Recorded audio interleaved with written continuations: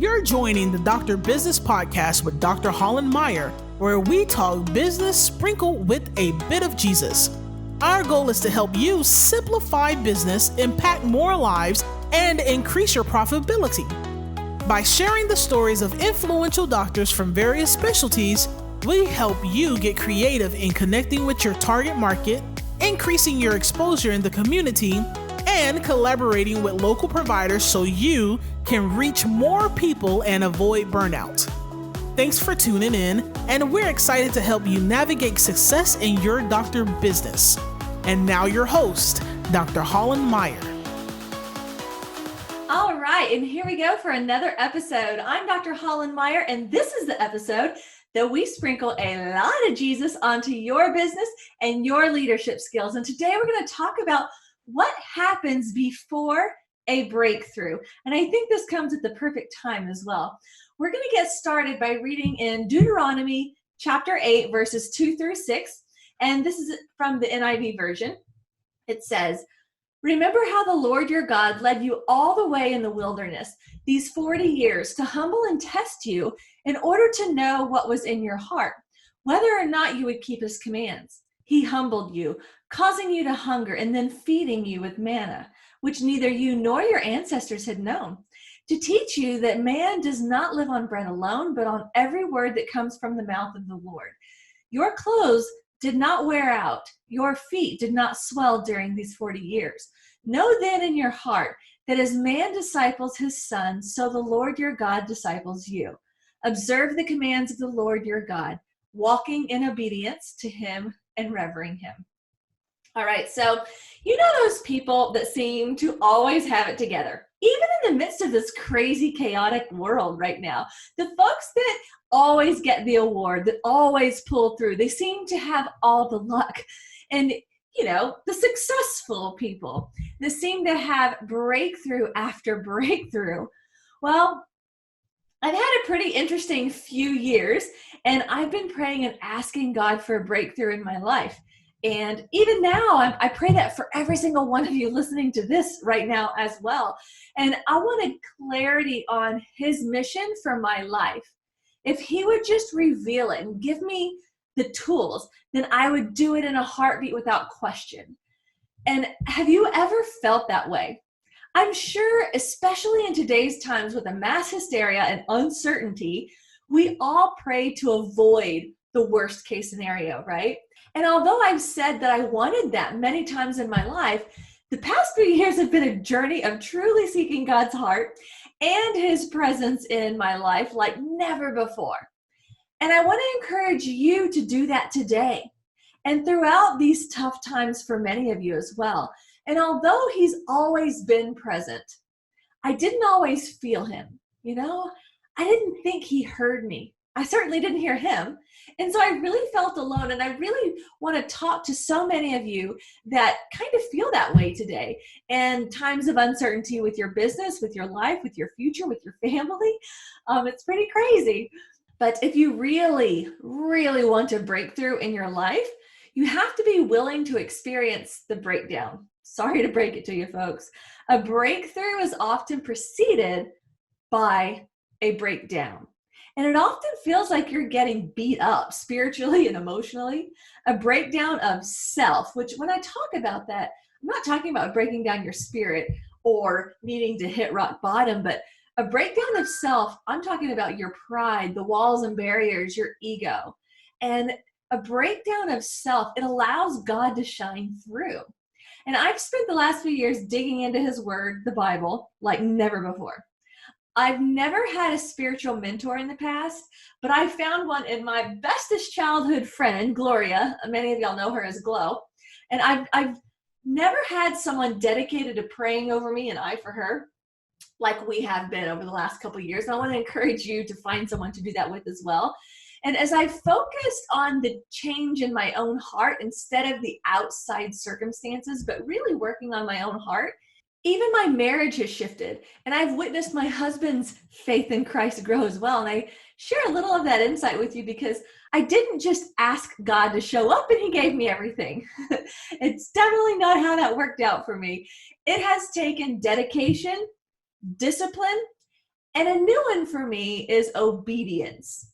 And throughout this process of actively seeking God's presence in my life and rediscovering who I am in Christ instead of who I am in the world has been a journey. And since time is kind of slowing down right now, I want to encourage you to discover your identity in Christ as opposed to who you are in business and who you are as a doctor and who you are as an important member of society. Really, really look into the things that can't be taken away from you and how does that explain who you are in Christ.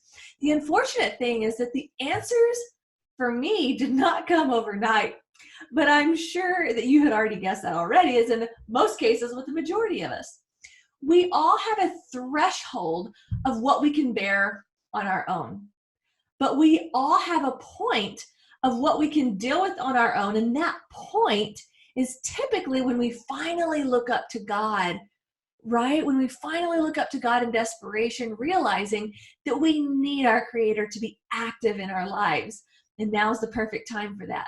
And during the time that I really, really struggled with this, I was reading a book called Discerning the Voice of God by Priscilla Shirer. I highly recommend that book, by the way, since it helped guide my way out of complete darkness.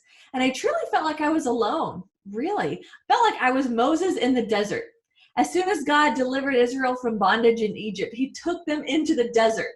You know, it's like you feel like things are getting good and then you go into the desert, really. And that's kind of how I felt and how many of you are feeling right now with uncertainty in the world and even in your business. And I'm sure I'm not the only one that has ever felt this way. There are many variations in life that are comparable, like prolonged sickness, cancer, feeling stuck in your career, losing someone close, miserable at a boring job, joining a new church, parenting a rebellious child, and even some of you, your marriage feels like the desert. Although it probably feels like God is not available or too busy or has even set you aside, we see in the Bible many times that he is always at work. He's always working to give you a hope and a future. And he uses these desert experiences in many ways for good. And while I've been in the desert in my life, I held it together for the most part, but I was still seeking my identity.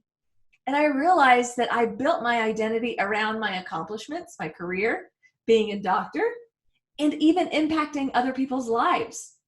And although all of those things are great, notice there was nothing in there about God as I described my identity.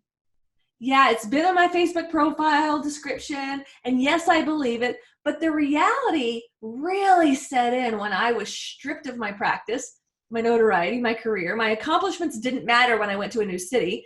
Being a doctor was useless without patients, right? So I really had kind of an identity crisis a few years ago.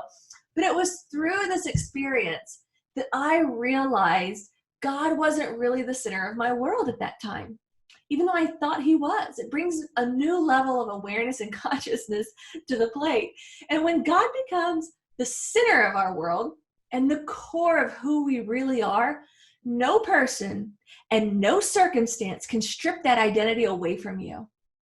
The desert experience has truly humbled me in many ways. Unfortunately, I discovered that I'm not really that big of a deal, but my God is. And I can live a blessed life with less materialistic things, with less vacations, just as much as I can with all of that in extreme abundance as well. And it's also helped to understand myself better and explore what is truly in my heart of hearts. When we become desperate, our true colors really shine. Will we take that job that compromises our integrity? Will we turn to alcohol to cope during these times? Will your business survive? Will you make the necessary moves to do what's best for your business and your patients? Will your marriage strengthen during this time, or will it fall apart? This season of life will help you explore the things that truly make you happy and rediscover who you are in Christ. It really puts things into perspective for us. And recently, God has given me some visions and some glimmers of hope, and I know a breakthrough is coming for all of us. Okay? So I want you to take hope in that and know that he is designing things for you to have a hope and a future as well.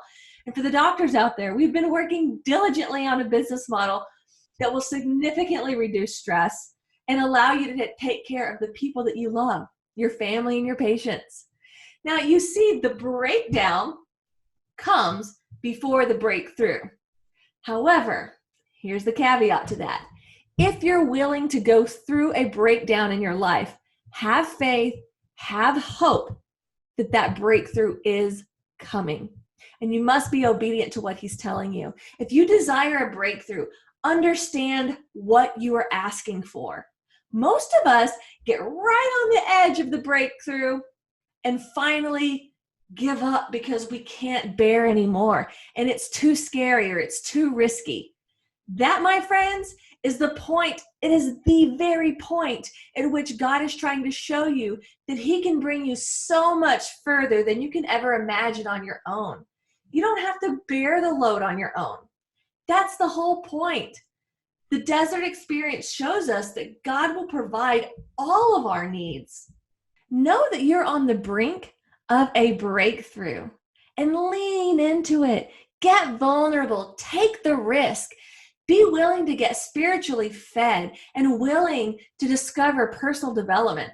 Understand that if you feel like your life is beating you up right now, you're probably headed in the right direction and God is trying to reveal himself to you. Dig into the Bible, pray more and talk to God. Find yourself a mentor or someone that you look up to spiritually and spend more time with them. Pray over them and ask them to pray over you.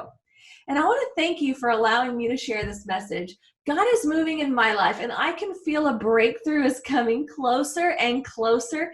It's bound to, right?